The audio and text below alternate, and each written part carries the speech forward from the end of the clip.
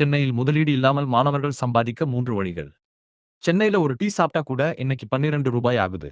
Room வாடகை, bus pass, சாப்பாடுன்னு பார்த்தா மாசம் கடைசில கையில ரூ. 1 கூட நிக்க மாட்டேங்குது. ஆனா தினமும் நீங்க தேவையில்லாம போன்ல ஸ்க்ரோல் பண்ற நேரத்தை மட்டும் சரியா பயன்படுத்தினா ஒரு பைசா முதலீடு இல்லாம உங்களால சம்பாதிக்க முடியும். இன்னைக்கு வீடியோல காலேஜ் படிக்கிற பசங்களுக்கான 3 சிறந்த வழிகளை பத்தி பார்க்க போறோம்.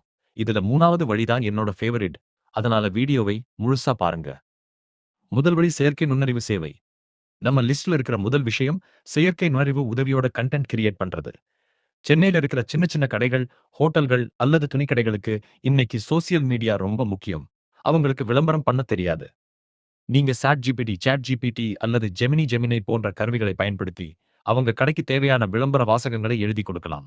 ஒரு கடைக்கு மாசம் ரூ. 2000 வாங்கினா கூட 5 கடை பார்த்தா மாசம் ரூ. 10,000 அசால்ட்டா கிடைக்கும். இரண்டாவது வழி இரண்டாவது வழி ஒரு ஏஜென்சி மாதிரி செயல்படுறது. உதாரணத்துக்கு உங்ககிட்ட 1000 ஃபாலோவர்ஸ் இருக்காங்கன்னா உங்க ஏரியாவுல இருக்கிற பிராண்ட்ஸ் கிட்ட போய் அவங்களை விளம்பரம் பண்ணி கொடுக்கலாம். உங்களுக்கு ஃபாலோவர்ஸ் இல்லைனாலும் பரவாயில்லை.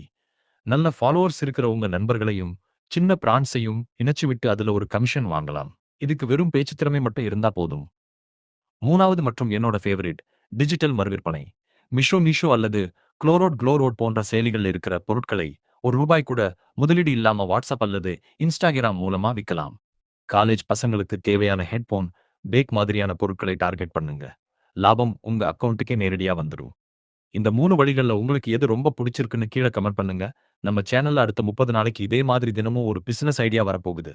அதனால மறக்காம சப்ஸ்கிரைப் பண்ணிடுங்க. அடுத்த வீடியோல சந்திப்போம்.